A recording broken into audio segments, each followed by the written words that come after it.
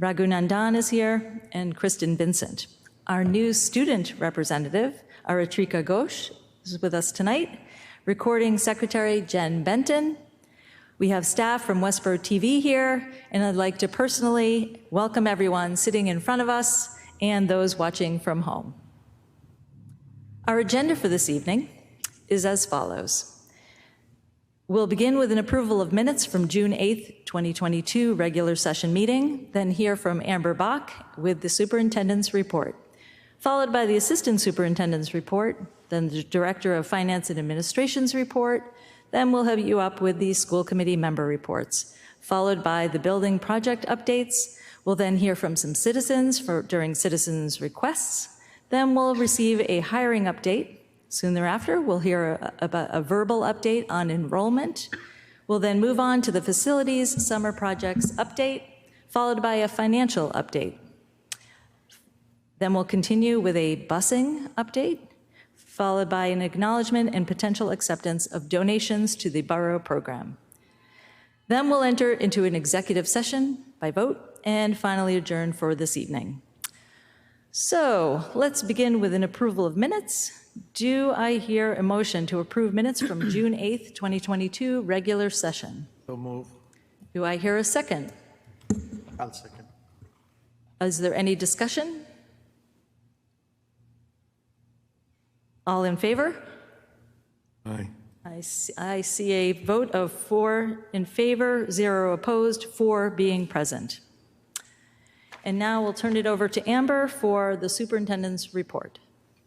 Right, thank you very much. It is good to officially see all of you for our opening meeting. This really is our official beginning of the school year. We always have a school committee meeting the Monday before the start of school on the eve of Wednesday. On the eve of Tuesday, we're ready and we greet kids on Wednesday. So the goal of tonight is really, it gives us a chance to kind of renew our focus, brush off the rust of our meeting skills, and get ready to go for the year ahead. There's not too much heavy lifting tonight. There's a lot of good updates. We have a school committee meeting scheduled for the 7th next week, where we'll go back in depth on other topics and more into the meat of the types of approvals and different things that we need to accomplish this year. The core purpose of tonight is to be able to give you benchmarking updates on things that happened across the span of the summer and make sure that coming into the start of school that we have everything in place.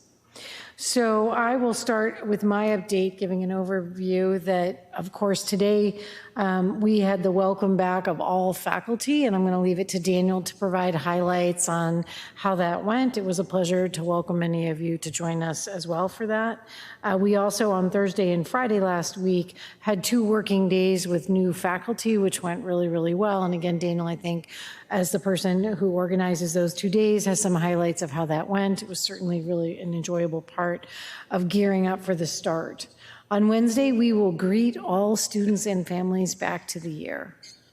I think that as of now, I would say that we are ready for a very smooth opening. Fall sports teams have all completed, I think, trying out. I believe we're all done. I got a late update today on one of the other teams being up and running. Practices are going well. We have welcomed back events that are almost complete. I know tonight Armstrong at 5 o'clock was doing their popsicles on the blacktop and up on the green. Custodial and maintenance teams have done an incredibly good job to be really ahead of schedule this year, which is quite a feat given that our buildings are really used year round. We have summer programming in coordination with some of our own summer programming and supports of students who require additional learning throughout the summer, as well as recreation, working with us collaboratively, and then community ed, both of whom rent space. So they're off kind of doing their thing, but it keeps all of our buildings really busy. And so I think the custodial team has really learned the magic of working around them, and all of our buildings were looking really good. I start building walk downs like beginning of last week, where I really do kind of a room by room walk through and take a look at how we stand for opening. It takes me the week just to kind of like do one a day and to be able to make a list with principals, check on how things are doing, make sure we feel really ready to begin. So then you have then the polish that happens in the last couple of days, making sure we don't have any dead plants in buckets by the front of the door. Things like that you walk in on the first day of school and you realize you forgot to like mention. The details matter, and so those last couple days allow us to come back in and make sure that we're really looking ready to welcome everybody back. I do want to give a shout out to the custodial maintenance teams. They work tirelessly. They're a very active team, and they just do a tremendous job to do a massive amount of painting and room moving and coordination. They do really incredible work. When I get to the summer projects work, I'll give you some highlights of the more substantial projects that they accomplish, but then there's just their annual work, which is also pretty impressive. Tomorrow, I will be sending a note to, again, a last reminders to family that we look forward to welcoming them on Wednesday, and ask them to make sure that they go ahead and check their bus routes and types of things. I know Lisa's going to do a bus update, so I will leave that to her, but our bus route corrections across the span of the last 2 weeks have been going very, very smoothly. People have done a nice job to reach out to Cindy Crowley, our transportation coordinator, and I know Lisa will give other details. I will be sending a note tomorrow just to say that we look forward to seeing everybody and pushing out 1 or 2 of the remaining COVID practices that are in place that were still in place at the close of last year.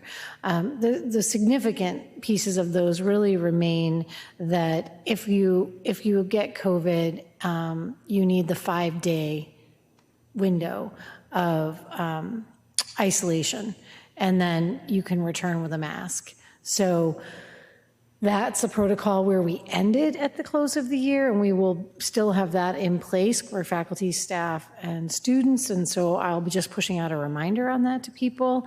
And then we aren't doing any on-site testing in terms of like, we're not running kits, but nurses will have some kits to check if there's a question, or they can call, parents can call the Board of Health or ask us for a kit if we have some, and while they're remaining, we're willing to share them home and let somebody check if they feel like they have a question if one of their children might be COVID positive. So those are the reminders that I'll be pushing out tomorrow along with the welcome, and we should be ready to go on Wednesday.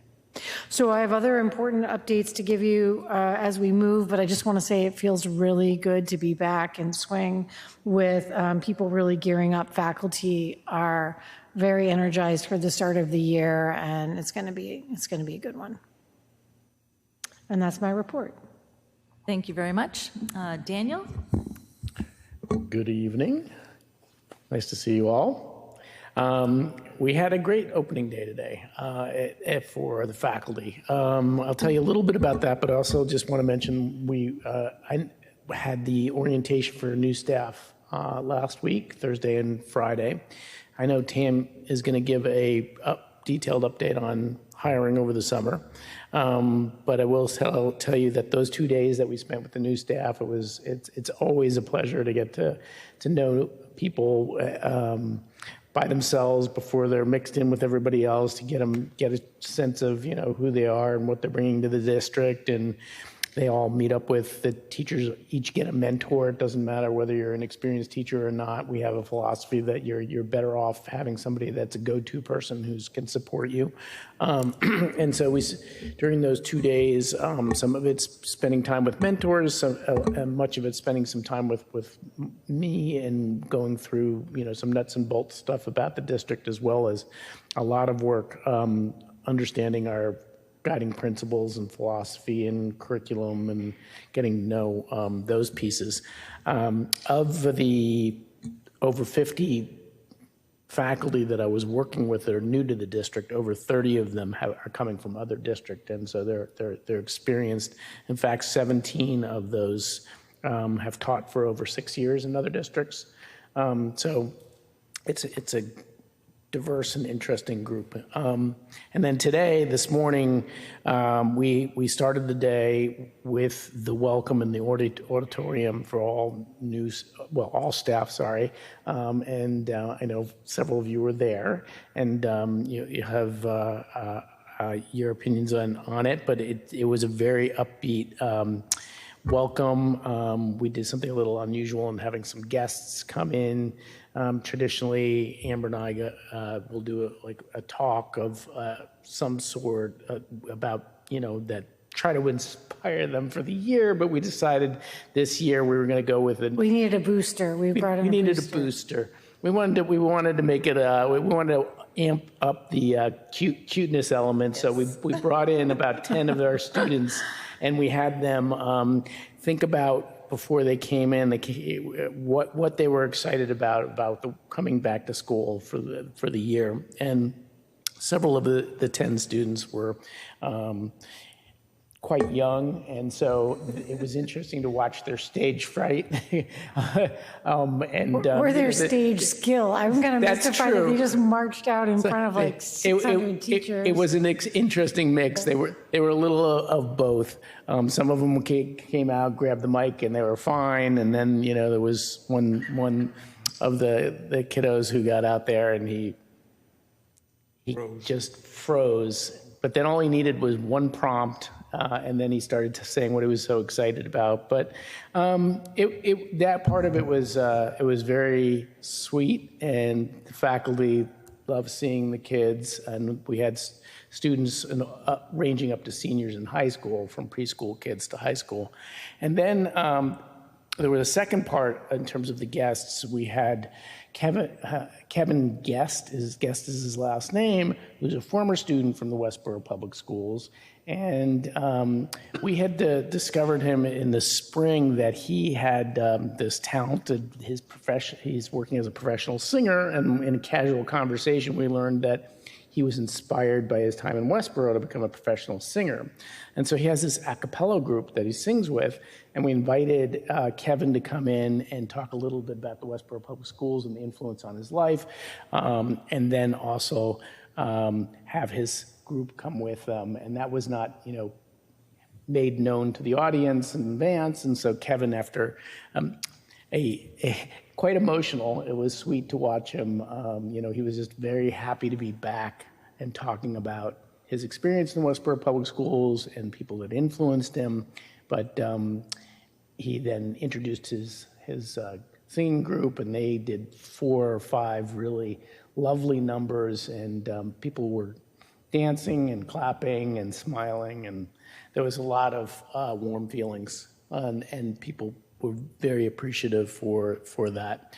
And that whole thing took about an hour. It's not a very long ceremony, but people left in good moods, and then they go off into different department level meetings during the day, and they go into have their building level meetings, and there was just a lot of just sort of people getting the lay of the land today, and then tomorrow's prepping in classrooms without the students, and getting ready for Wednesday, where we'll be ready to greet the students. That's my update. Thank you very much. Dave, do you have anything for this evening? Just a couple quick updates, actually. I just wanted to give a shout out to the business office as well in terms of, I think they did a really good job this summer of finding kind of balance with some vacation time, but work and prioritizing and making sure that the school year ended appropriately, but at the same time we were there in support of our schools as they opened and transitioned into purchasing new things and supplies and materials for this current year. So I wanted to give the business office a big shout out for that. I do have a couple other things, but I think in an effort to save my voice, I think some of the school committee members might help me, as well as Superintendent Bach. So I will chime in when it's appropriate. Okay, well, thank you very much. We're going to move on to school committee member reports, and we're going to begin with our student liaison, Aratrika Ghosh.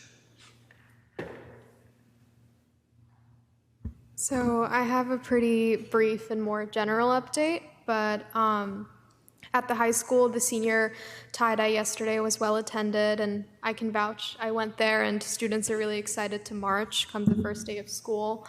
The Westborough High School Student Council also had a successful retreat at the high school filled with team building events that went really smoothly. The freshman year orientation was also a good event, and students were able to meet with their counselors, join clubs at the club fair, as well as tour the school as it pertained to their schedule. Mr. Callahan is confident and believes that staff and students are ready to transition into the new school year.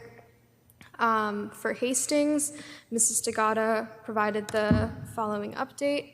She said, at Hastings, we are excited for a fresh start and a new school year. Staff, students, and families are energetic and enthusiastic for the year ahead. We have started to welcome students back informally with story hours, popsicle meet and greets, open door day, and more.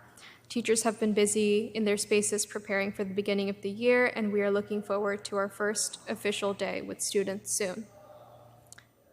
At Fails, they also had open door days where students and parents were able to drop off their school supplies as well as tour their classrooms.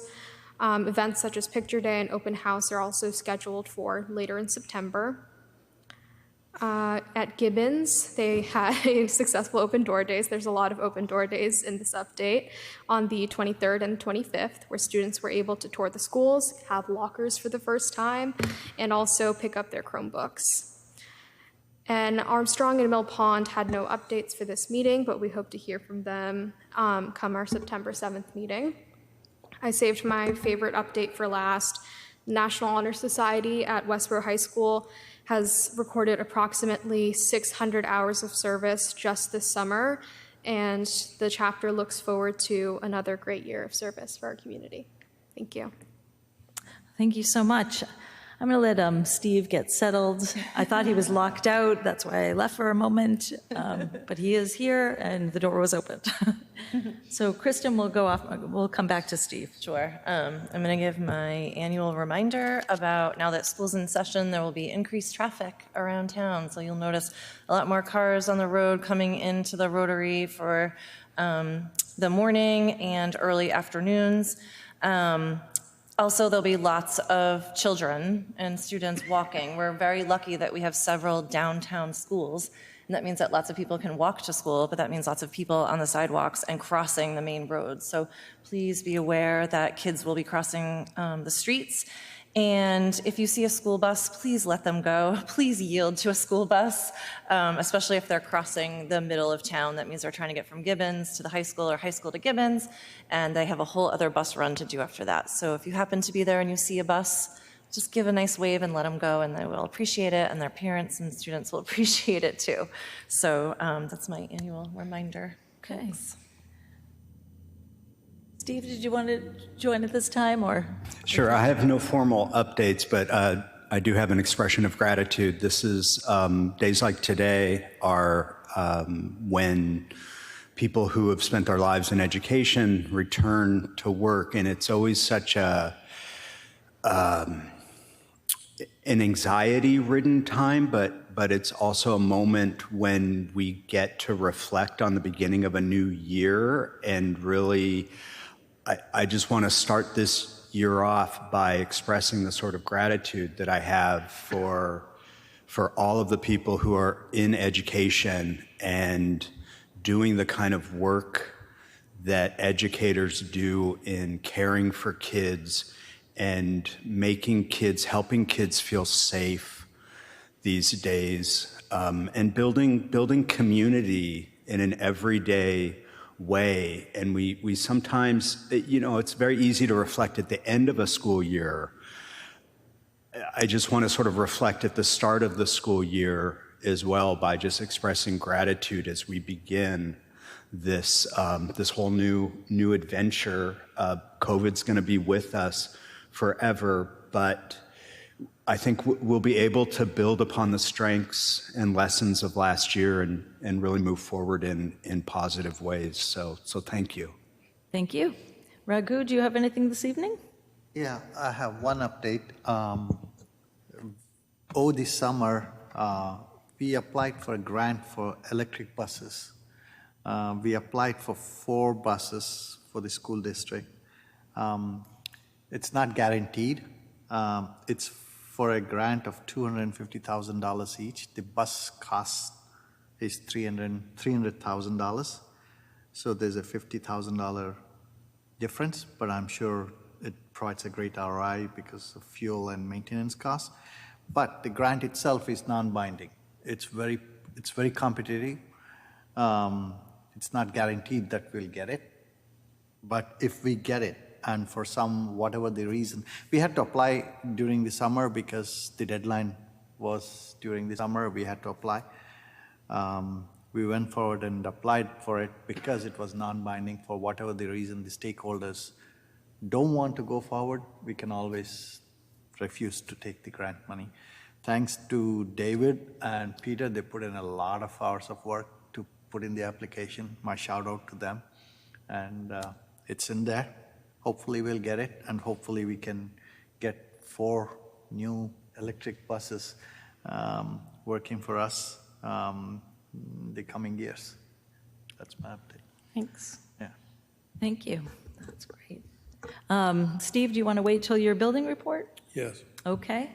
So I just want to welcome our school committee members and people who are out there watching, and I'm just so excited to return to the 2022-23 school year. It's an honor once again to serve on the school committee.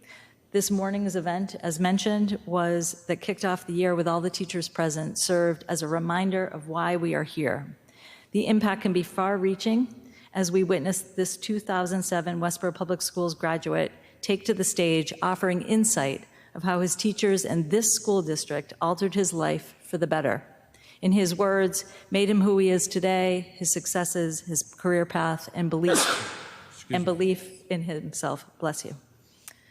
Truly a remarkable moment to remind teachers of the impact they have on students, that the decisions we make as school committee members matter.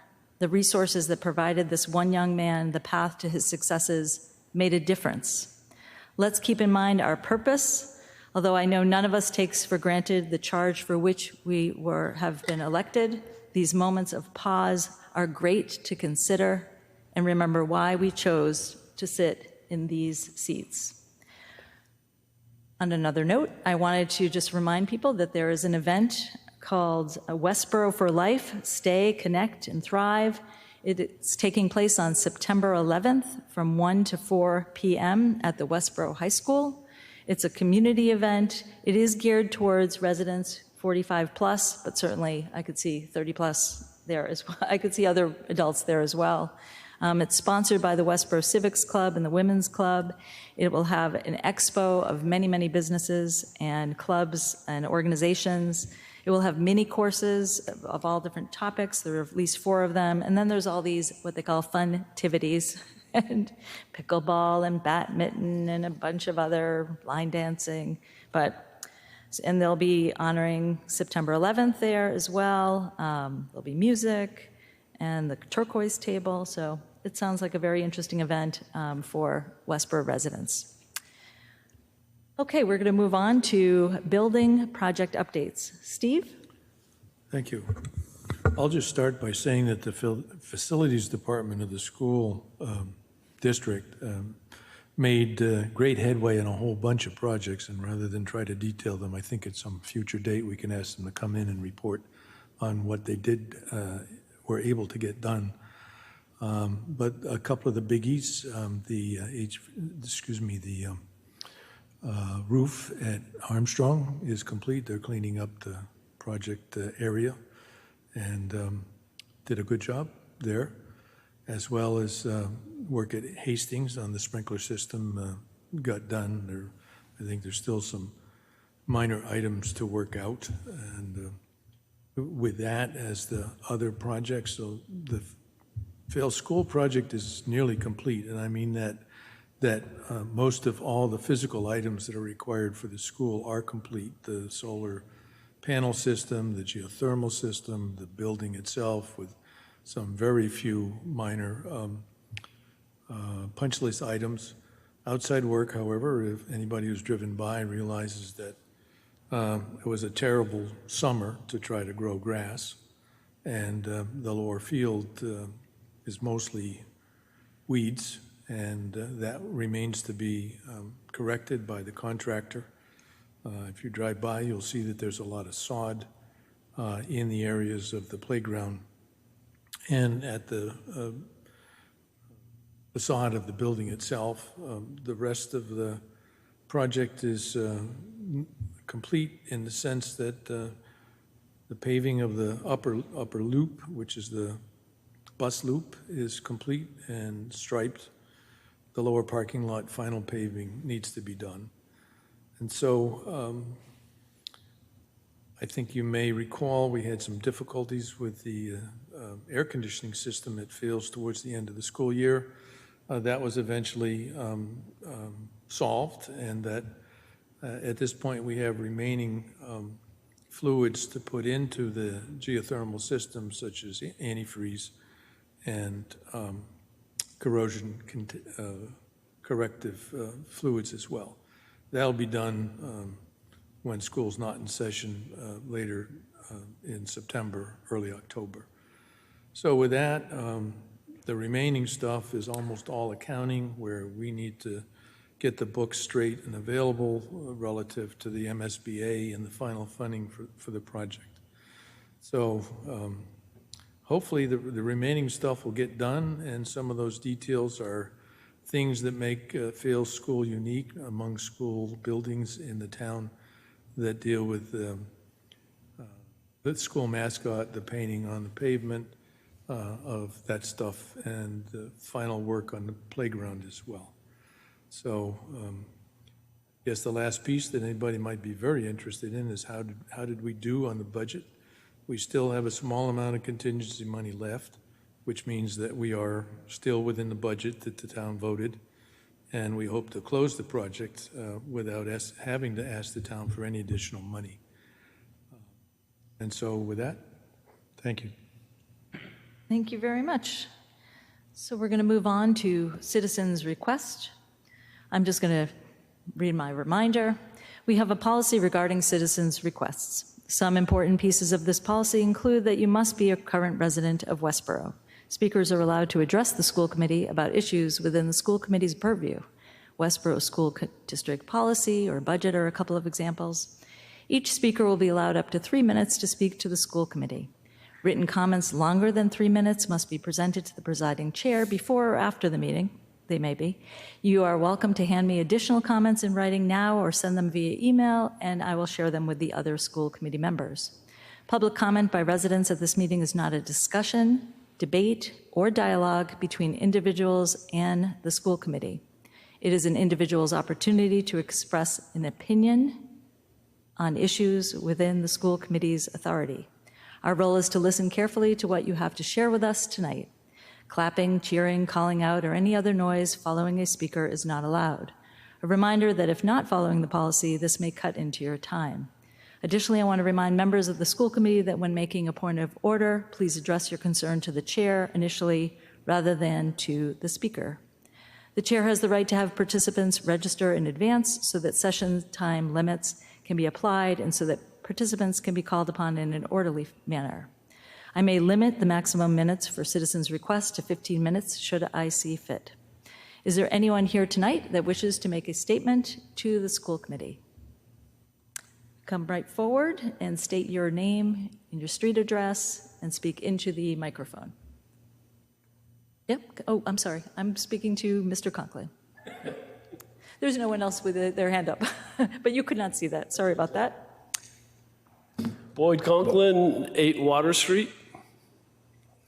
So once again, I'd like to talk about the COVID gene therapy, also known as COVID vaccines, that the school committee and Westborough Public Schools have a propensity to push on the students and community in order to comply with federal and state funding grants such as CARES, Coronavirus Aid, Relief, and Economic Security Act, and ESSER, Elementary and Secondary School Emergency Relief Fund. According to official statistics, excess mortality in many highly vaccinated countries is 15 to 20% above historical norms since the gene therapy vaccine started. In the United States, that would be 7,900 people per week and rising since the vaccines began. Manitoba, Canada, in May 2022, vaccinated but unboosted were about 50% more likely to be hospitalized or die of COVID than unvaccinated people. These figures and estimates differ markedly from those of the Centers for Disease Control. that have been provided by the Centers for Disease Control for American COVID deaths, but they are likely to be far more accurate. American hospitals and health authorities classify COVID deaths and hospitalizations as occurring in the unvaccinated until proven otherwise. So this 15% excess mortality could be, if your usual age of death is 80 years, that reduces the lifespan to 68 years or 12 years. And then another topic on the electric buses that Raghu was talking about, you should take a look at some of the electric buses blowing up with those lithium batteries, and then you park them all together, and then the whole lot goes up, but it's very hard for the students to escape one of them if it blows. Thanks for your time, and thanks for being there on the school committee. Thank you. Thank you. We are going to move on. Is there anyone else who is here for citizens' request? Okay. Seeing none, we are going to move on to our next item on the agenda, which is the hiring update. I think we're going to hear from Tammy Costello, our So HR yeah, we're director. welcoming Tammy Costello as she gets up here and gets settled. She really will speak to a summary of the hiring season.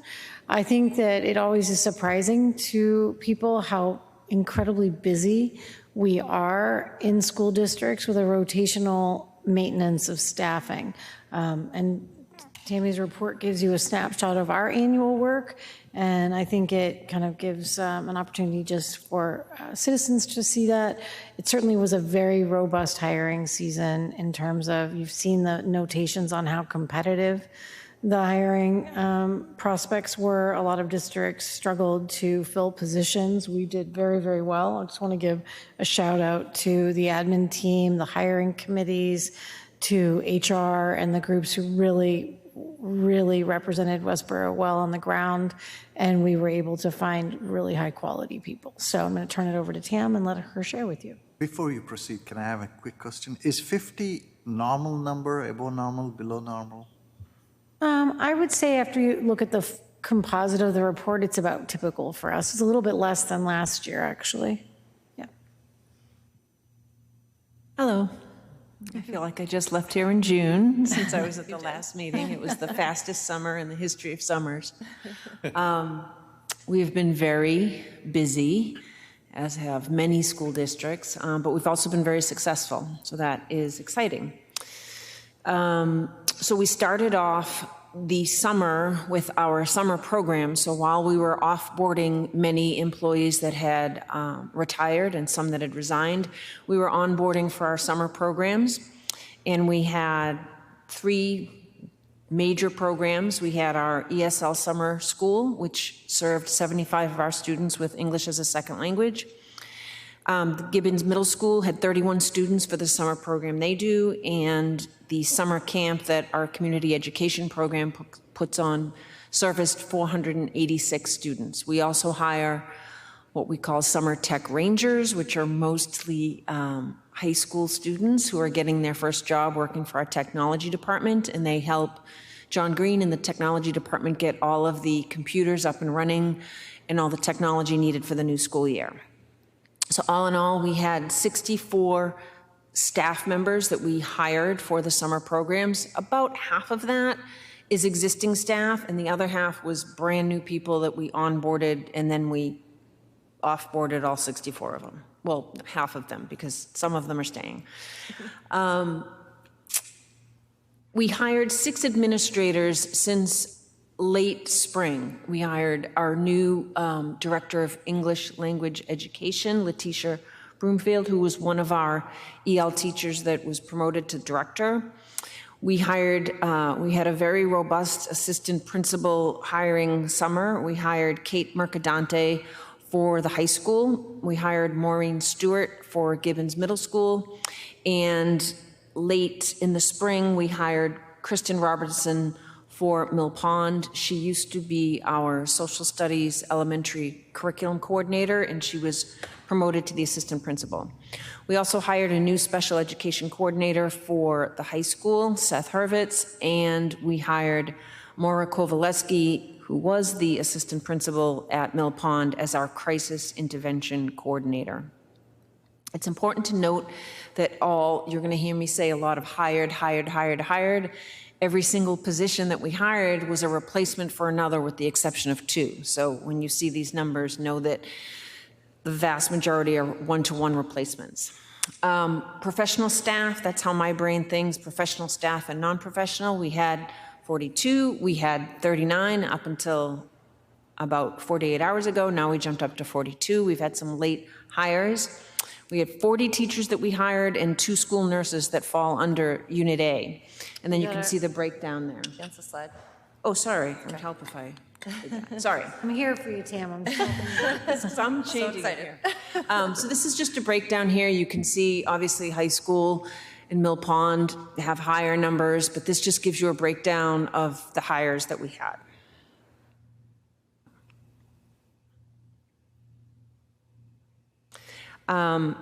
We also hired 32 paraeducators and tutors. The exact breakdown, we had 19 special education paraeducators, 2 math tutors, 1 technology paraeducator, and to date, 10 noon aides, but we're still hiring. Noon aides, we're hiring a couple more paraeducators. And on top of that, we had 14 long-term substitutes and support staff. This was just my way of clumping a group of other hires together. We have 4 long-term substitute teachers for maternity leave coverage that's starting right at the beginning of the school year, 3 for the high school, 1 at Armstrong. We've hired 7 community education staff for our extended day programs. We've hired 2 custodians and 1 food service employee. The summer in aggregate, we've hired 94 school year staff and 64 summer program staff, and we've hired and onboarded all of those to date. Huge shout out to HR, Bernadette Noel, my coordinator, payroll, data, technology. Those are all the departments that are heavily involved in bringing all these people on and getting them ready to be paid on September 8th, the first paycheck. So it has been a very, very successful summer, I would say. It's been a very busy summer. We do have some remaining positions open, as do other districts, but we're looking really good at this point, I would say. We have 2 open teacher positions. One's about to be hired. We have a OT at Mill Pond, and we have a special educator at the high school. We have 2 long-term substitutes. We're still looking for a psychologist at the high school and a media specialist at Fales. And we have a couple of paraeducator positions and a couple of noon aides and 2 coaching positions, but we have time for those. We also have, over the summer, I rehired or rebrought back 68 returning substitutes. I will bring on hopefully another 20 in September and October, but right now the focus is on permanent staff. And keeping with the district strategic plan, we were very successful in equity hiring. We hired diverse staff. We hired 21% of Unit A hires came from a diverse background, and 43% of our paraeducators. And lastly, this picture has nothing to do with hiring, but this is Cape Cod, where I spent a lot of my summer, and it's my happy place, and it's where I often go to in my mind when I'm not there. And that's it for the staffing update. Do you have any questions? Yeah, what does the total number of employees today, based on your hires, how does that compare with what we had at the end of school last year? It would be exactly the same plus 2, because we've added 2 employees. One's being paid out of a grant, and then 1 that was approved by the school committee, so 2 higher than that. Later in the year, in May, I'll do a full synopsis again of what HR did for the year, but also to include the FTE update. But it's really, really been one for one. In fact, we've been really meticulous about how we track when we hire someone. There's a position code, and we track who whom that person is replacing. So it's been pretty straightforward one-to-one. Amber made a comment this morning, and I think she repeated it tonight in regards to the experience of the teachers that were hired. Can you speak to that in terms of, I know there has been public discussion about teachers leaving the profession, and in fact, there may be issues of not being able to find teachers to teach. I mean, I was really pleased with the applicant pools that we received. I was really, probably drove a lot of the principals crazy asking about hiring committees, and I was on several hiring committees. I feel that we got really good applicants for the most part. And we did get quite a number of teachers. I'm just looking at the year's experience here, which I have. But we also we have about 9 new teachers that it's their first year. Of the 40 teachers, 9's their first year. And I find that to be very exciting, that some teachers are starting their career here, but the rest have had experience. So I did find it to be a really good blend. I also spoke to other HR directors in other districts to see how they were doing. When we were having a hard time hiring 1 or 2, I'd say, hey, do you have any applicants? And so there was a lot of collaborating with other area districts just to see if we could get some people in here. But for the most part, I think we did really well. It was definitely a race to the photo finish. I would say that 3 or 4 weeks ago, I was a lot more panicked than I am now. So I think we're looking good. I think we had some late hires, so we're scrambling to just get them onboarded, but they've officially been hired, so that's a good thing. Just to complement that, a couple things. One is that we had a trajectory of transition of several people head off to leadership positions, somebody that took a principalship, a couple assistant principalships, somebody went and became a curriculum coordinator. So some of our team, they're very skilled and they grew to a place where they wanted more experiences. So I would say probably 6 of the transitions were towards curriculum coordinators or leadership positions. We probably had 5 or 6 transitions in the mix there that were people heading to different jobs that were closer to their house or a better fit for some part of their life. I think we had a couple people that retired earlier than they would have thought, maybe about 3 that I think, might have decided to transition that were a little later than we typically hear on retirements. So I would say within the norm of our overall experience. I do think that the hiring market is very competitive and people were getting recruited. That, I think, is a new trend that is a little different. I think people are getting called to apply for jobs and they're being courted to transition. So that, keeps us on our toes. We need to be a good place to work, both financially and experientially. We had a couple, I would say of all the transitions, we had a couple that were really regretful losses that I wish we could have held on to. But you have to be happy when people make a transition that works for them. And those were both leadership positions that I thought they really needed. So I'm really pleased with our hiring season. And we've hired people with as much as 22 years of experience. We've hired people that I said are new in the field, that are bright and capable and ready to go. So it's going to be a good year. I'll also say, too, so we hired 42 professional staff, 40 teachers, and that's right around 10% of our total teacher population that we have, and that's very standard. District I came from, always around 10%, 10%. So if you're losing 20% of your staff, you have an issue, but 10% between resignations, and we had a good number of teachers retire, I don't think it was excessive. Thank you. Thanks. So I would like to comment on diversity and inclusion. So some people seem to think that DEI is just a feel-good type of policy. I beg to differ. So I came to know about this when I was reading about Steve Jobs. If you recall, Steve Jobs in his first go-around with Apple was a big-time failure. He had a board of advisors. So in his writings, he writes this. He had a board of advisors who looked just like him. And they were all smart people. It's not like they were dumb or anything. But he would get an idea, he would look at a problem, he would go to his board of advisors and he would say, this is what I think is the solution. And most of the times he would just get nods from them. Not because they were dumb, but because they saw the problem through the same lens that Steve Jobs saw the problem. So he couldn't get much, and he left Apple.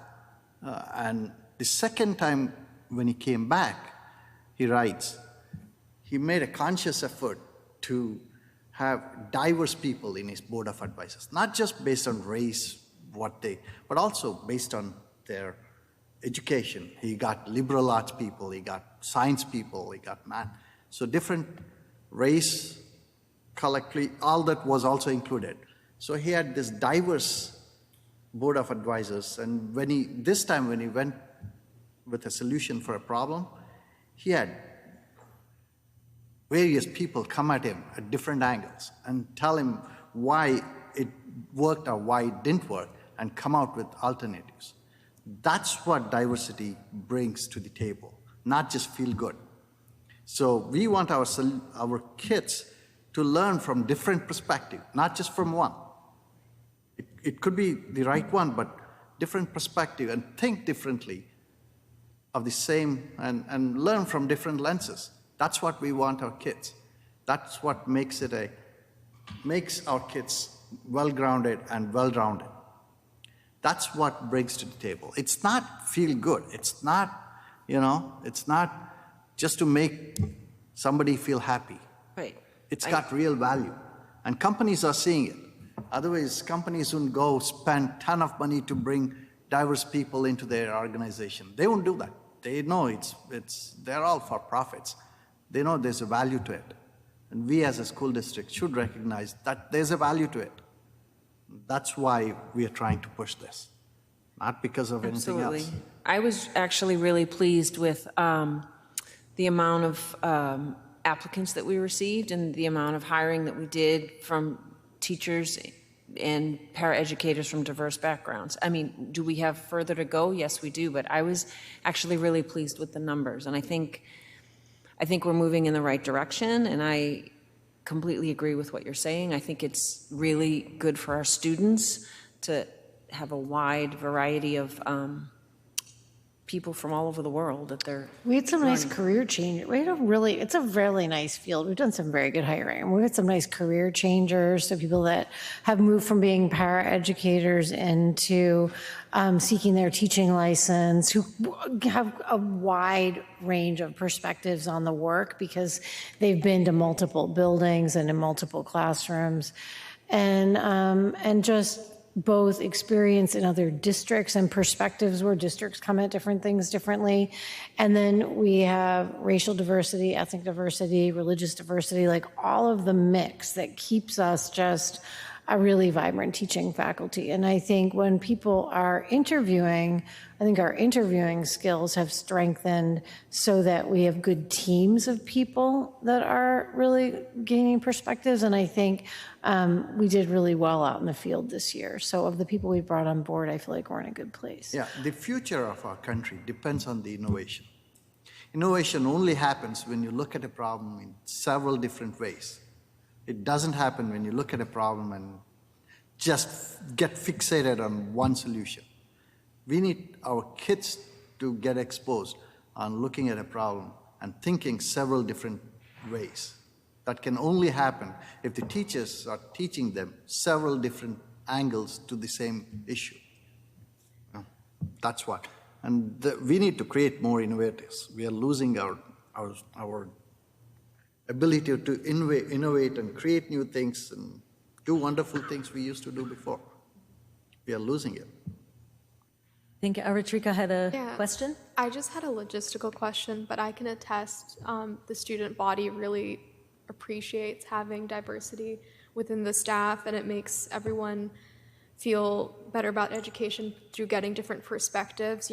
Westborough as a student body is also very, very diverse compared to a lot of school districts, and I think that being translated in the staff as well is always a good thing. I had a logistical question in terms of when can we expect to see the updates of like the staff, their contact info, and their like pertaining role updated. I'm not sure if that's something that the school committee is responsible for to create a database for, if individual schools are, because I think as of now, they're not updated. You mean on the school websites? Which database? Yeah. Yeah, they're not updated on the school websites yet. Just the list of staff and emails. Yeah, that's It still usually lists the the- first week after they finish hiring, they roll them over. Good question, though. Yes, thank you. I was like, I was like texting people like, who's the new person here? Yeah. Well, thank you for your perspective and for the question. Anyone else from this side have any thoughts? I want to thank you for being here, and I felt like my questions were all answered just based on what you said, so thank you very much. I appreciate you being here. Thank you. For your work. Yep, thank you for your work. Yeah, Thank you. hard work. So we are moving on to the enrollment update and sections. Is that Daniel? Is that you? That would be me. This is just there's not a written report on this yet, in large part because enrollment's still a little bit in flux in terms of we have people who are still registering, and we also are trying to figure out at this time of year whether some people are indeed coming back. Though, I would say it's probably 97%, if not higher, settled. And it's about where we expected we would be. And the class sizes that we estimated we'd have, which were all going to be at very reasonable levels this year, that is indeed the case. So when you look across the elementary schools, the middle school, and the high school, the number of students is, like I said, where we thought it would be. The one school that got slightly more students than we anticipated, and it was probably on the order of like 15 to 20 students spread across Armstrong. And there's a second grade average class size is still very respectable, but higher than we thought, and it's at about 21 point something, depending on, I forget how many sections there are there. But we thought that second grade was going to be maybe at 19, but it's still within the parameters of what we consider to be an excellent student-teacher ratio. Other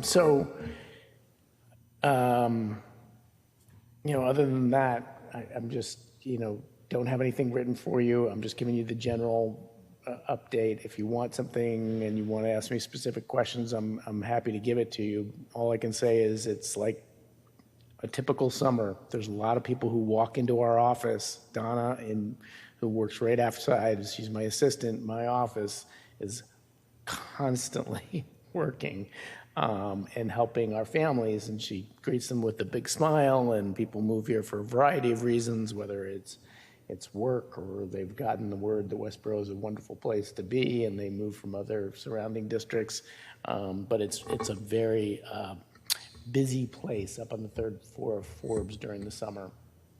So until we get students back, right now, I think the good news is that the sectioning is holding where we would have wanted it, and we built a little flexibility there for us because we wanted advantageously to maintain class sizes we thought were on the lower end of what we used to live with much more typically as where our class sizes stood, especially at the elementary level.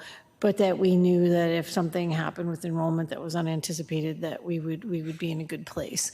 I think the news is good. Until we get students through the door, there's also students that moved that we don't know until Donna's always cross-referencing. If she enrolls in a dress, she's cross-referencing if there was a student there to see if they should have unenrolled. And so, but all the coming and going, the October 1st report is the first time you should really look at the hard number and not get into rolling numbers that people see where they are looking at old copies of things. So I really wanted Daniel to provide a good verbal update tonight to reassure you that your sectioning, I think, is holding well. And we're coming into the school year with class sizes the way we would have wanted them. And we have hopefully, seen the vast majority of enrollments. And I hope we probably will pick up a few more students who might have moved that we don't know. So the October 1st report will bring it in. If something drastic happens in a way that changes that in the next week, of course, he would be pulling that forward for another report. Okay, well, thank you. We look forward to seeing that October 1st report, and we can see how there's a lot of variable movement at the beginning of the year. Hundreds of students coming and going a year. It's the same thing as the hiring. The volume is a much higher rotation than people realize. You know, we have hundreds of students coming and going throughout the year, so it's always very, very busy. Okay. I think I'm up next. Do you want me to go? You are. Facilities Summer Project. Yes, so I wanted to provide a brief overview for you to just highlight some of the projects. As Steve mentioned, we do, it's a very short, tight season where you can get in rooms and strip floor, change out tile, change out project things. You really have a very, very short window to do major projects. It means all the companies are competing at all the same time with all the same school districts to get in there and do project work in the summer. This gives you a picture of some of what went on this year. At the high school, we got the softball field project completed and finished it off. It's got the sprinkler system, it's got good plantings, it looks really good. The fences are in place and it's now at a stable finish.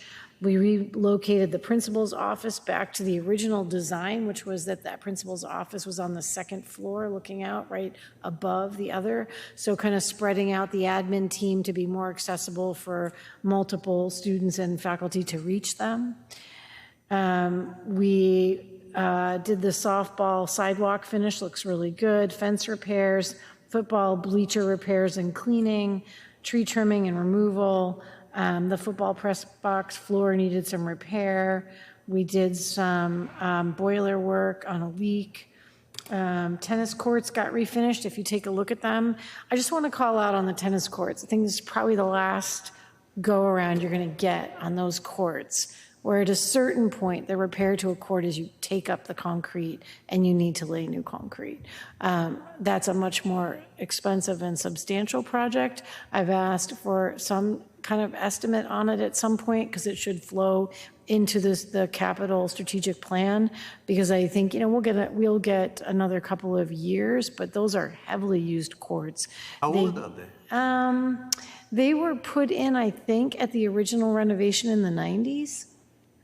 And so they are, I mean, they've got the winter, you know, upheaval and weather. We take very, very good care of them. And they showcase well visually, but they definitely are breaking down. The guy who does the work on them does an excellent job to repair the cracks and to monitor them. But we've got a couple, you see an increase in dead spots over the time. You see some kind of little bit of inconsistency in the level surface. So the maintenance on those is beginning to increase some in terms of it just not holding up the way we want. So I'm just letting you know, I start to project forward on those. I certainly would put that in front of you more in the future in an organized way, but it's just a chance to note it to you. The gym floor got redone there. We rotated out and slowed on the other gym floor replacements. I've been talking with Bob about this. I don't think that the floor, every gym floor has to necessarily be stripped and rotated each summer. I've asked him to try to space them out so that the rotation shifts.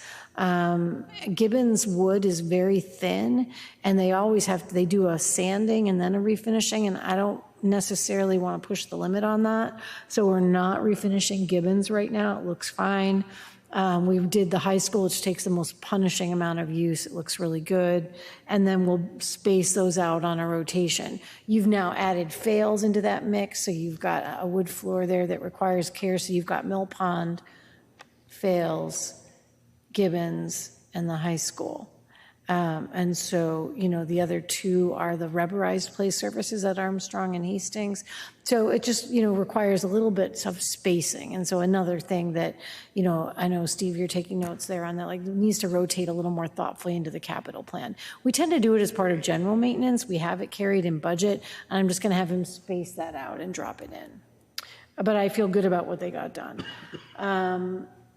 Armstrong projects, the playground is really the most major project ongoing. The grounds work over there was really the substantial project to be completed this summer. It required a lot of work on drainage and a lot of strategic collaboration with DPW and different people to get in there. John Fryer working, he works collaboratively in town and with DPW and contracted the job and did a really incredible job to really look at the plans, figure out what was down under the ground there, access clearing the drainage systems that had existed, leveling it appropriately, and then also with a good strong marking of the property lines, clear further back and do good tree trimming. So we actually picked up play surface, and that's a very contained site. So it is going to be a really spectacular finish over there when it's done and bring the quality of play space and outdoor area to a nice level. I'm very, very pleased with how that's looking. There's a delay on the order of the play equipment. I don't imagine that we will be placing that play equipment until April. John made the same transitional planned adaptations for playing in other spaces that Fales did last year. He communicated actively with his families and his faculty. I think he feels like they'll be playing on the upper field and the blacktop, and they've purchased a lot of, movable play equipment. I think that the students will be able to utilize that until we get the finalization in. Worth the wait. It's going to be a really nice play structure. The other things that were done there, the roof project, Steve already spoke about. I think that's gone very smoothly with Kelly's leadership, Dave's work, and Steve to kind of monitor that through the summer, as well as Bob's work. And we did some windowsill replacement, so good stuff over there. Gibbons, we did some boiler project work, and really a water bottle and filter placement project there. Should be minimum. That was the last building really renovated. You should see as small a list as possible there, true to form.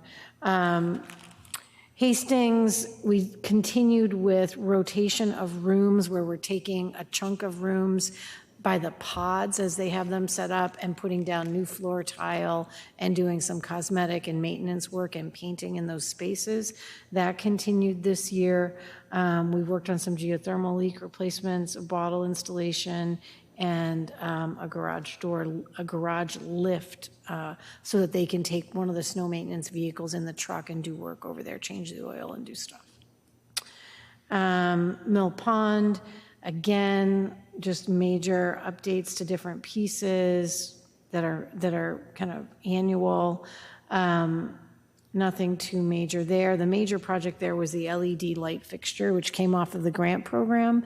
I have to say, it looks like it went really, really smoothly. I think the sign-offs on that are complete and looked really good. I was over there and they were checking and signing off on it, I think, when we were doing the new teacher orientation. They did a repair on the scoreboard.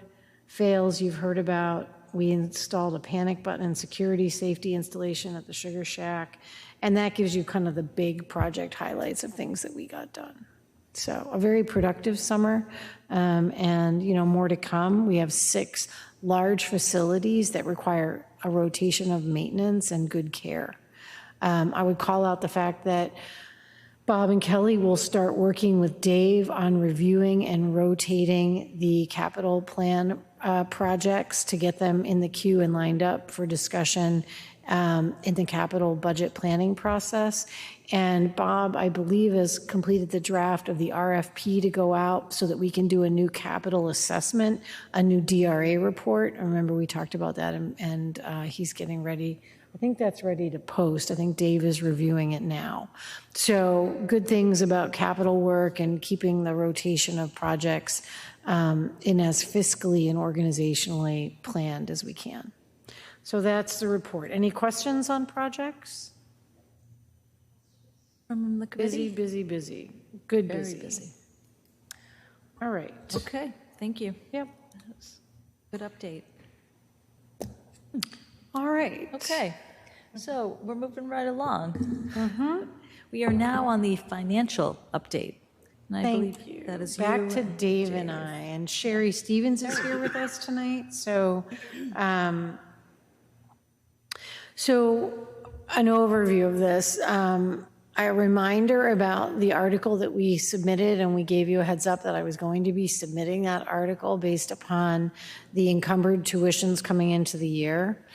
I want to do, just to set the stage a little bit, kind of a 10,000-foot view tonight. Our goal tonight was really our opening warm-up meeting. And on the 7th, which is just, next week, I'd like to go more in depth on this, answer more in-depth questions. What I'd like to do is just give you an overview to reactivate your memory on all of the pieces. It's a lot to hold on to. So this is more like background for you, and to kind of take notes on the pieces you have and to then surface questions. And then that will allow Sherry and Dave and I to prepare kind of a more granular conversation, and any request for vote and action to shift this number or to do anything differently, I would request that we do on the 7th. Okay, so I'm hopeful to take a first pass now and remind you of all the pieces related to this, and then go more in depth next week. Does that make sense to everybody? Yep.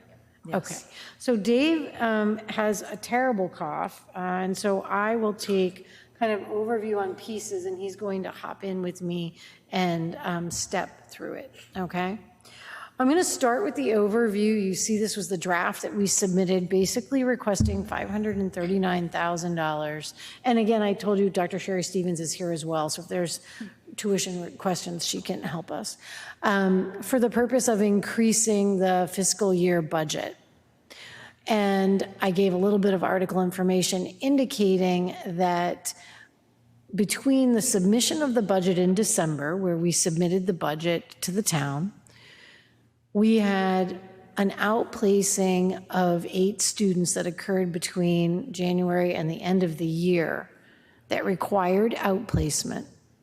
And now coming into FY23, we budgeted in December, but we have a gap between the students that placed out that we didn't carry in that budget and funds available. I'm going to kind of step you through that, okay?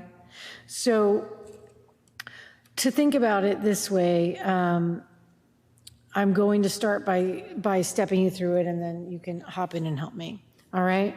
Annually, we budget for the number of students and carry tuition for students in outplacement.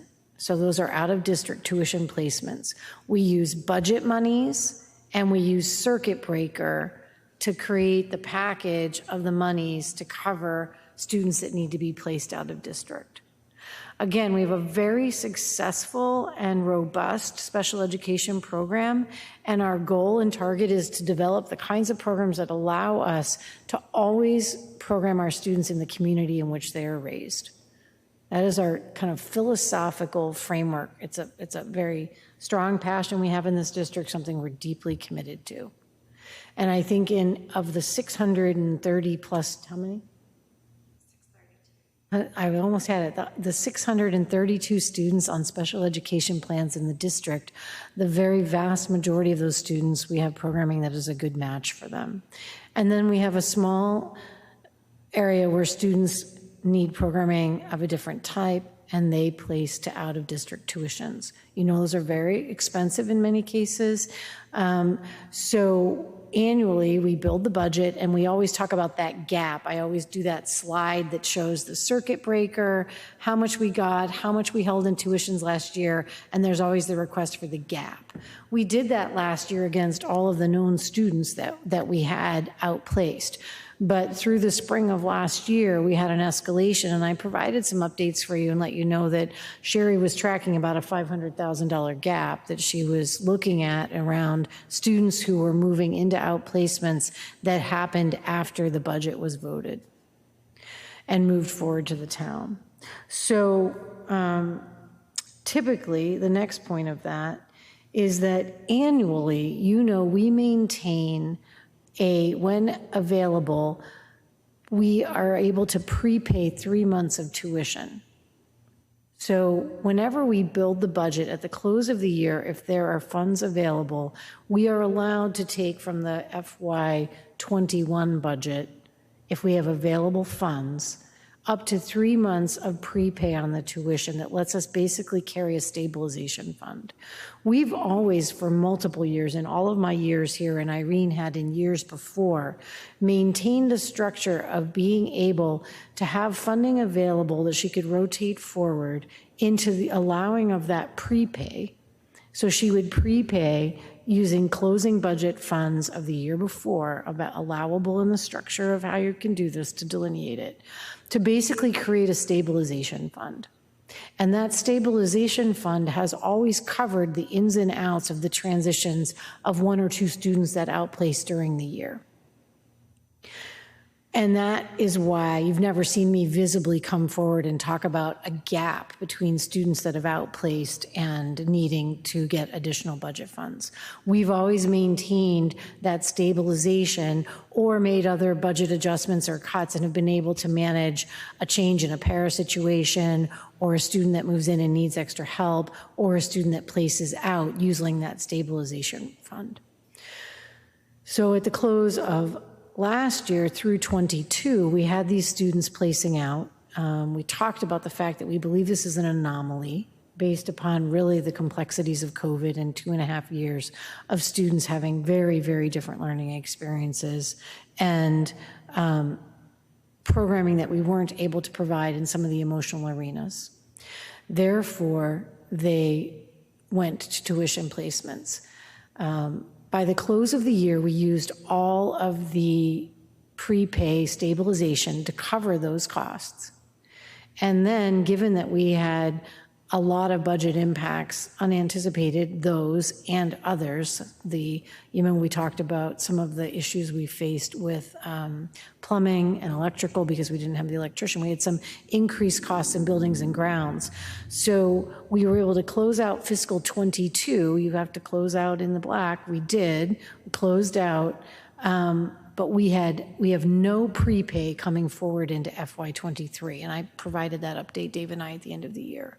So we're coming into this year with 8 students, basically encumbered tuition that we are not budgeted for, that are at that gap of about $539,000.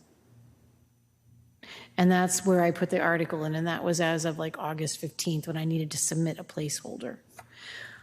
What I wanted to do now was actually pull up a table just to give you a little picture of some of that in large numbers, just so you can wrap your head around. It's a lot to take in verbally, so I thought I would give you kind of another modality, and I just wanted to open up I shared it with you earlier. the table, the one that he sent you. Sorry. Thank you. And I just kind of summarized what I've given you in a couple graphics that I want to kind of step through. So again, I think the big pieces for us to remember is we don't typically have this many students that we need to cope with. And typically we have been able to not have as many budget oh, that's too big. Why don't you small that down a little bit for me so I can look at the whole table? Thanks. Close, though. All right. So you see at the top there, I kind of built a synopsis for you. The 8 students at the top there that placed out during FY22 is the $539,000. Those are their tuitions. Those are encumbered and students that are outplaced. And that was the request that I submitted.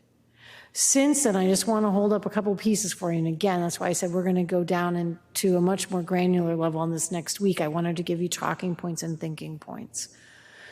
We have a student who came in on August 1st, actually 8/15, that has a tuition cost to us of $89,800. That is not currently carried in that 539 number. The actual gap as of right now for actually encumbered tuitions is $628,833. There are a couple other pieces at play that we're currently reviewing.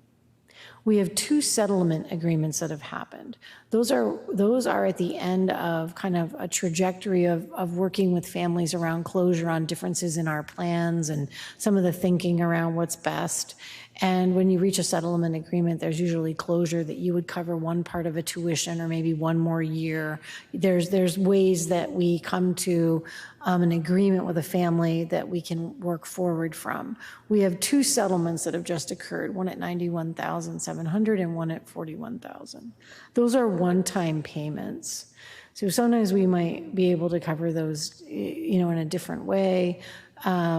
Or we would let those ride through the close of the year and see if we would have other offsets, because it's a one-time payment. But I'm just showing you those numbers. We have 2 students, student 10 and 11, who are projected potential outplacements. Now, that might mean that they end up not placing out. It might mean that it takes many more months than we think to come to completion and actually get them on a list and get them transitioned, which can typically happen. But right now we're carrying those anticipated potential placements for those 2 students. So that's an additional $300,000 that play in terms of discussion. We need to do more work on students 10 and 11 and the settlement agreements, looking at budget, Sherry and Daniel and I together. So I'm showing those as kind of, ones that I'd like some more work on between now and the 7th. But I wanted to foreshadow those to you and let you kind of think about those. And then we would come back with some concrete proposals to you that would say, we'd like to discuss whether or not we need to raise the number that we would request in the budget warrant article. So that's as succinct an overview. It's very complex. I just want to give a shout out to the daily amount of work that Lisa Boyer and Sherry Stevens bring to tracking. The tuition work, the placements, the agreements, the settlements, the meetings, the transportation, all of the work that it takes on these cases is really involved. And there's always fluid transition. You might have a student move, you might have a student come back to district. So there is some financial leverage during the year that also often can give us checks and balances to make some cost offsets. And typically, those don't rotate in front of you because, like we always had the stabilization fund, we also then that coming and going would give us some leverage to manage those during the year. So you're kind of looking at a strange perfect storm where last year we had some maintenance costs where we had the plumbing backups across district, which ran over $100,000+. We had electrical stuff that had to be contracted out because we didn't have an electrician, another $100,000+. So you had like $250,000 hitting on the buildings and grounds side, which was completely out of the norm. And we're really hoping to see a dissipation in that now that hopefully people, so many of the PPE products and types of things that were like showing up in sewer systems that have clogged systems, we hope would have some return to some, more normalcy. And we've hired an electrician. So, there's 2 pieces there that we think will fall back into maintenance. And we certainly don't anticipate that we would face a year where we would see as many as 8 students like that. That's just an anomaly in my 9 years that we haven't seen. So, we're hoping that it really is, and sadly, we have to do what's right for every student, an anomaly of the stresses that families and students were placed under during COVID. So I guess I would open it up for general. I know it's a lot of information, but that's why I said I wanted to give you kind of the big umbrella, open it up for discussion, and the 3 of us can answer any questions, and that will help us to prepare for next week. Sorry, Raghu, I didn't mean to cut you off. Go ahead. Steve, did you want to start us off? Yeah. So the timing for this request is going to be what, the fall town meeting? Yes. Okay. And if I'm reading this correctly based on your presentation, is we have a shortfall of almost $1 million.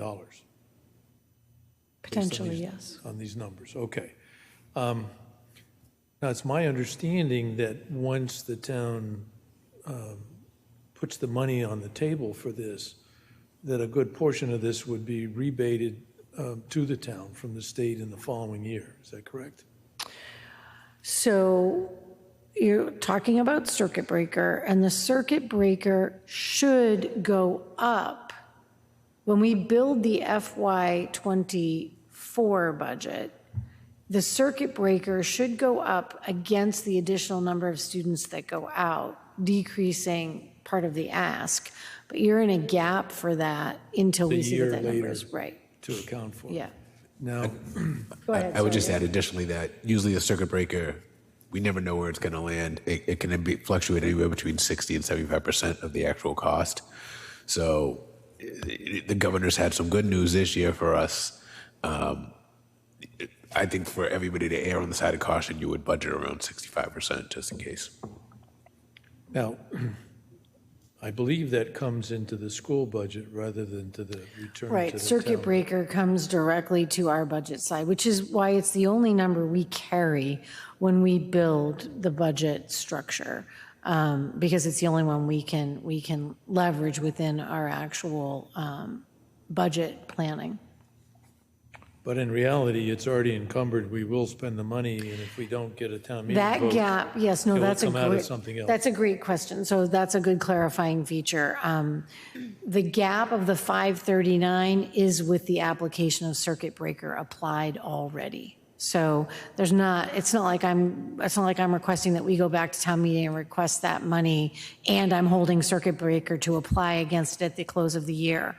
That is a request with circuit breaker already applied against the financial request. So for FY23, the budget year we're in, circuit breaker will be fully expended against our tuition costs, and we still have that gap. I mean, it's simply that you built a budget and then you had more kids go out and we had to pay for that. And it's the cost of those, it's literally the cost of those tuitions is the gap that carried all the way through the close of the year, which then is unfunded coming into implementation of 23 because we didn't budget for them. So the point that I was trying to, I guess, structure is that we have to spend the money. It's an obligation of the school department to do it.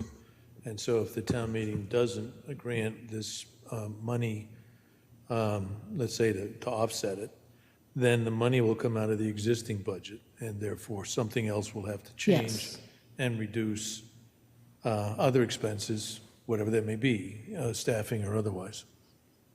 Yeah. So it's not a good position to be in, and as you've explained, in past years, we had a contingency fund, if you will, a stabilization fund to offset things that go bump in the night. And I think I've been on the school committee, which is probably a lot longer than anybody wants, but this is the first time that this has come up. So hopefully the discussion that we have with the rest of the town, the selectmen, the town manager, and the financial team across the street will be understanding of what the impact of this is, if the understanding of the fact that we have to pay this money isn't understood. Thank you. I'm confused. So I thought the difference that we seek 569. The 539. 539. That's an excess of what we already budgeted for this year, right? That excess, because we had unanticipated 8 kids moving, and we need that excess. Yes. Because of that excess money, the circuit breaker money coming in from next year's, from the state, 60% to 75%, like David suggested, 60 to 70% of that will be covered by the state. Yes. That's not applied against that 539 for now. So each year we are in fiscal, we knew when we built FY23, the year we just cracked the books on, when we opened FY23, we already knew what circuit breaker was. He can give you the exact number. And we built the budget knowing that money was there. FY24, which we haven't built yet, that number will come to us and we'll know what that is, and that will roll forward into next year. So the design and that might spring back a little and be larger, okay? But right now, for fiscal 23 that you're in, the circuit breaker number is known, it's in Munis, it's in the bank, and we still have that gap because the budget we built didn't carry for that many number of students. Thank you. Yep. Any questions? Steve? Yeah, so just to follow up on that, but there is a possibility for the circuit breaker funds to go up the year after, meaning there is at least a chance at some rebate. Well, it would just mean, it would mean a smaller increase request in '24, hopefully. I mean, every year, if you go back in your past budget presentations, I've never seen a year where there wasn't a gap, but some years it's smaller than others. So we always show existing tuition costs, budget from the year before, which is what you're always working off of, and you plug in the circuit breaker, and the gap is, you know, what you're projecting in tuitions for this year. So, you know, we've had a lot of stable behavior in that line item for a lot of years. We haven't actually increased the tuition budget a lot. We've done some of the offsetting as opposed to kind of growing the budget base. So. Yeah, I would just add another, I think to clarify, so circuit breaker for the current year is 1.4 million approximately.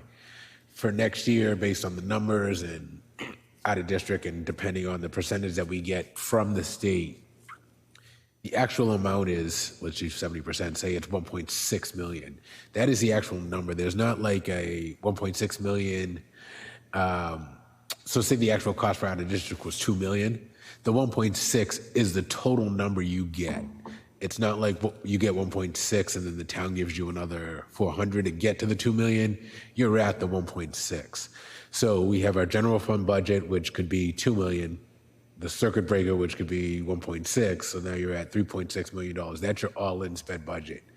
If your out of district costs, well, if your sped budget plus your out of district costs come up to 400,000, you have to figure out how to 4 million, I'm sorry, you have to figure out how to come up with that 400,000. And you see us always transparently carry that number really visibly as the gap, is kind of what we've called it in the past, so people can understand it's the growth in the budget against the funds we have. And we try to, you know, keep it, circuit breaker is always a little mystifying to people because it's rotating, you know, ahead. And so, and there's a gap between when you get it to actually match the number of students you have. And even then, it doesn't cover all of it. It only covers the percentage the state gives you. And that's variable every year. There is a, kind of not to get into the weeds, but it's important and we can talk about it a little, but we won't know for a long time. There is this part of circuit breaker called extra extraordinary relief, meaning that if you exceed a certain threshold from a out of district placement in a budget, they will actually give you more money than the 70% of your total circuit breaker. But we won't know that usually until it's so late into the process that I'm trying to think, I might not know that number until like January. Sherry, when do they usually? Usually we start hearing about that in February, you know, and again, it's within changes each year. So we definitely pay attention to that in terms of where we are with our tuition. So again, there potentially is, you know, a good news story at this, meaning that we got an additional, outside of the 70, we hit 80% or 85% of the total circuit breaker amount. But we'll know what we know budget process time, and then hopefully get some good news come February. And you just can't move forward. I'm not comfortable as superintendent moving forward through the year with that amount of encumbered, uncovered funding. And then, you know, you can't budget that way. You know, you have to have those costs, they're encumbered, covered.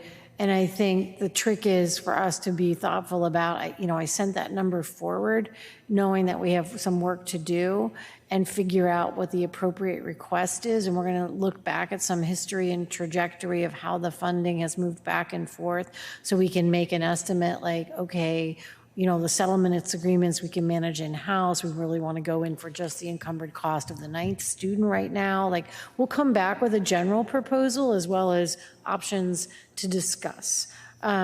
Certainly, I wouldn't have, I don't think there's any way we would have anticipated this as a portion of what COVID kind of, you know, did in terms of some of our experiences with students. And again, we're hopeful that it's an anomaly of that breadth of experience.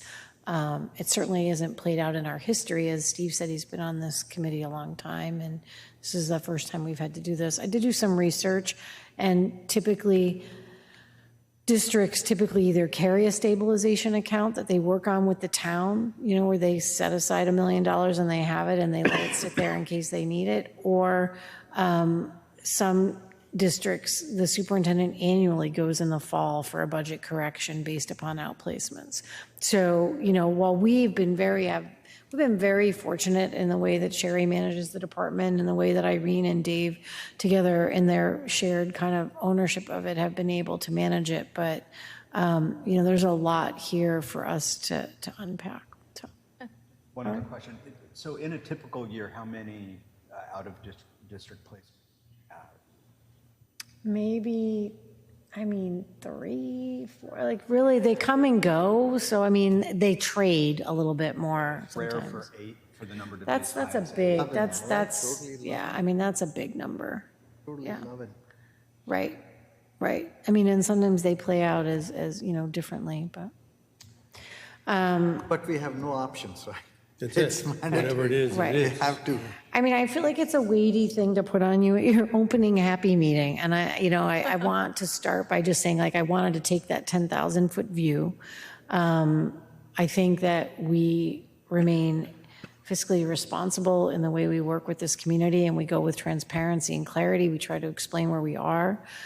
We try to be good stewards of the work. I mean, Lisa Boyer, who tracks all of this and works very, very hard, is the same person who turns around and works very, very hard to return money to the free cash of, you know, the Medicaid reimbursement. And she's done really good work this year. I think she returned like $300,000 in Medicaid reimbursements. Like, we're trying to be good shepherds of what we can contribute to this larger piece. And so, you know, more to come. I wanted to present it to you tonight and let you send me any, like, if you get away from there and you start thinking, you can send Dave and I, just CC us the questions, and Sherry or me, and I'll share it with her, and we'll be able to prepare, I think, again, more of a proposal that would be necessary at our next meeting. One quick question. Is truly there's no option? We have to do it. Truly. You know, I would, because again, like, I think the other piece you have to think about is that there are fluid experiences that we have. Like, look at the change in it since I put the number in, right? So during the year, we make strategic cuts, moves, deferments. Like, that's part of budget maintenance. That's just daily in this. There's a lot of variability in these big numbers. And so that's part of our routine. And we haven't even greeted kids yet, right? So we're going to have to manage that this year by making other cuts and transitions and types of things, you know, to offset those as they hit us. So I would anticipate, but there's no way to absorb that number and then come into the start of the school year knowing that you probably have to manage some other transitions that you have unanticipated. So. Okay. Well, Okay, that's thank it. you. There you go. Thank you for that. I'm feeling nauseous. I'm sorry. It's really impactful, and I'm feeling the weight of it. So, which is understandable. So we will hear more about it as time goes on, and we're going to move on to the busing update. I'm sorry that was my reaction. So we are off to a very good start with NRT. The routes were ready on August 12th, and they went out in an email to district families on August 15th, and changes are continually being made. And thank you to Cindy Crowley as she delves through those. NRT has been very responsive for those changes as well. I wanted to mention that we did have 2 drivers retire this year, and so we have no extra drivers, but we have a full fleet of drivers at this time. There was also our Westborough Public Schools District had a wonderful bus driver breakfast last Wednesday to welcome the drivers. Thank you to Jacob Martin, Food Services Director, for setting up a lovely spread for them, and there were welcome bags for our drivers. They did dry runs of the routes. They were completed 2 weeks ago, so they seem to be very ready. That was part of the NRT's new toolkit of getting them ready ahead of time so there'd be a smoother transition to the start of the year. Just to give you an idea, there is a full fleet of 27 large buses, 7 minibuses and vans. So there will be an additional 33 vehicles on the road doing 3 runs of service. As Kristen mentioned, that means more traffic. You should know there were 6 minibuses last year, and we are increasing one to alleviate one that was always late, that was specifically going to the high school, the Borough program, and the Early Childhood Center. And we also went from 24 large buses to 27 because of the change in demographics and capacity. So we now, instead of 24 large buses and 3 minibuses doing the regular routes, we now have 27 large buses. That was just a pivot. And if there's anyone who's looking to become a new driver for Westborough, that is always available. They have paid training. So if you're listening, you can contact NRT directly. Westborough Public District has requested that the windows remain open on buses, weather permitting. Wanted to just put that out there. Drivers, similar to our district's policy, have an optional masking policy. And then I bet you're wondering, where's my kid app? When will that begin? Where's my kid bus app will begin on September 26th. This delay is to iron out kinks in the routes for the first few weeks prior. An email will go out prior to the app going live on how to sign on to and utilize the app. So keep an eye out for that email. And finally, there will be 2 late buses for athletics at the Westborough High School, beginning Wednesday, day 1, where there's a 5:30 pickup. So we're going to have a 2 bus, east-west, only the high school. And part of that is that our middle school football players will be going over to the high school, so they will have transportation home as well. And I also wanted to mention, I mentioned the large buses. As school committee members, there's no additional cost between a minibus and a large bus, which is important to note when it comes to budget. So those are the updates about busing. Any questions about our transportation? So just to clarify, the buses, like last year, it went to Gibbons first and then dropped everyone off. So the late buses wouldn't do that anymore. So there are continually going to be late buses right after school at the 3:15 of, I think it's not 3:15, 3:45 at middle school. That is still going to happen. So there's 3 buses there, north, east, west, and central. But there will be 2 additional later buses at the high school at 5:30. So I wanted to let people know that. It's a great addition, and NRT was very responsive again for getting that up and running. So thank you to Dave, who's our transportation, really our director, and Cindy Crowley, and it's going to be a great year. And where can families, if they still don't know their bus route, where could they find it? They could find it on the website. It's actually one of the bullet points on each of the school websites. There are these little circles of different colors, and bus route, I think, is one of them. They have the quick links set up Quick for each links. building. Yep. Very nice. So if you happen to miss the email that showed your bus route, and there have been some changes, of course. They're trying to create efficiencies, but also to make it more conducive for buses that were going from one end of the town to the other end of town, so that there are kids less. And it takes about the first week and a half, 2 weeks to really even out the pacing of the timing, and everybody knows to be patient, and then it comes into a really standard routine that you can really figure out by clockwork when they're going to come out. And if you don't even need the app, but the app's good to have to show you like when you need to be out there in the window of grabbing your bus. I encourage people to let their children take the bus. I think it limits traffic, it streamlines the day, it builds in routines, independence for students, and I think we have really, really nice drivers. Yes, at the breakfast, I met many of our drivers, and they are so proud and so excited to see our kids back on the buses. They are very possessive of their group. They asked if there would be changes, and no, because they really get... Yeah, they know their kids, which is nice. Yeah, if they're their kids, right? Okay, so we're moving on to acceptance of donations to the Borough program. One second, excuse me. Dave. Yes, I would wanted to acknowledge the fact that we had 2 donations to the borough. I think you can see them right now. The first donation is for $10,000, and this will actually be for the purchase of some fudge making equipment at the borough, but also help with classroom supplies throughout the whole year. So obviously, the level of gratitude I can't fully state appropriately, but I want to say thank you, and I would advise the school committee to accept that donation.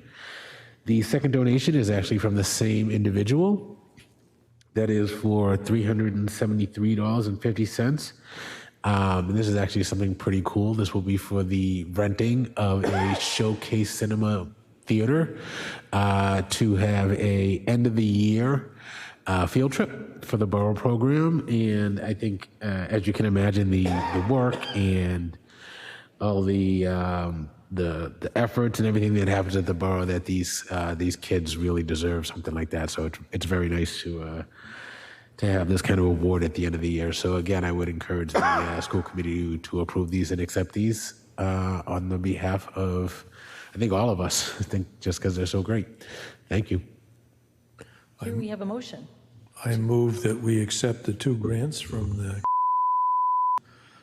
in the amount of $10,000 and $373.50. Do we have a And second? that we accept it with gratitude. Oh, I don't know. Second? That's Any why I didn't discussion? say it. I wanted to thank the donor. That is very generous. Yeah. Thank you so much. And all in favor? Aye. See a motion of 5 in favor, 5 being present, so that motion passes. We accept the donations.